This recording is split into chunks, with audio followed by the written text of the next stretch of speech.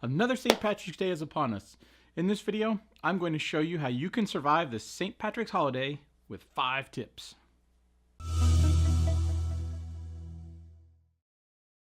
If you hate crowds, this holiday is probably not for you.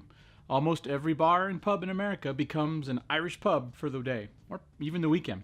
The partying's probably going to start Friday and won't stop until late Sunday evening in many locations.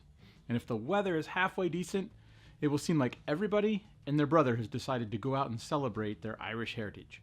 On this day, everybody is Irish, and I mean everybody. So let's start out with tip number 1. It's all about patience.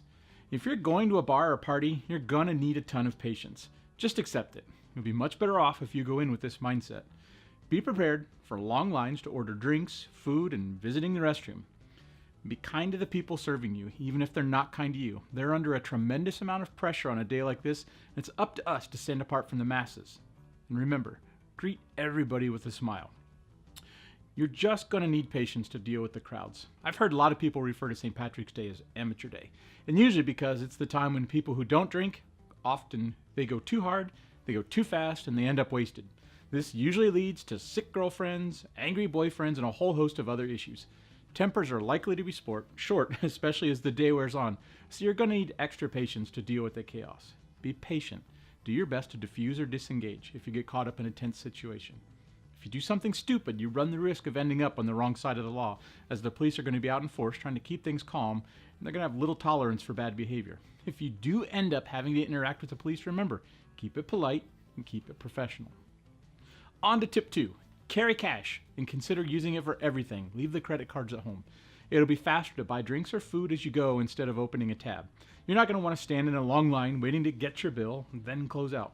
Or worse, you forget to close out, you head to another place only to find out your credit card is back at bar number 1 and you can't pay for anything here. Now you've got to go backtrack and deal with the original crowd. And remember, there was a reason why you left the first place. Also, consider traveling with just a bare minimum in your wallet. It's a prime time for pickpockets, so should your wallet get stolen or lost, you'll have a minimum amount of headaches to deal with. And a side benefit, when you're out of cash, you're done partying for the day, and you're not going to end up going into debt for food and drinks. Tip number 3. If you go into the day knowing you're going to be drinking, remember, this is a marathon and not a sprint. Thanks, Zombieland.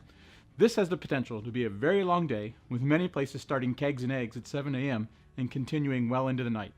Going hard early by drinking lots of beer, whiskey, Irish car bombs, etc. is a recipe for disaster. You might be laughing, saying there's no way this will happen to me, but I've seen this happen more times than you can imagine. Friends get together, start off slow, and then that one friend buys everybody a shot, and then another friend, and then a third friend, and by 10 a.m. you can all barely stand.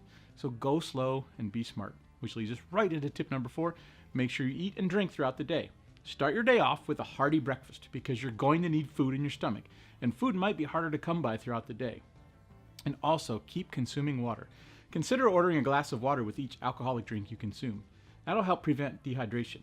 So remember, every time you order a drink, order a water and drink it. And try to eat throughout the day. Letting yourself drink on an empty stomach is a recipe for disaster. Finally, tip number 5, wear green. Don't be the guy in the crowd who forgets or doesn't own something green. Spend $5 at the drugstore. You can go get a green t-shirt. You don't need to go over the top, but you don't want to be the subject of ridicule all day long because you forgot to wear something green. It'll get really old really fast. You'll get tired of getting pinched. Go out there, have fun, do everything in moderation, and have a great time. And finally, if you do drink, make sure you either have a designated driver or call a cab, Uber, Lyft to get home safely. There's no reason to get behind the wheel of any vehicle if you've been drinking. Just don't do it. Remember, the police are going to be out in full force. And if you've enjoyed this content, please consider hitting the like button below, subscribing for more content like this, and if you have time, leave a comment below. Have fun, stay positive, and happy St. Patrick's Day.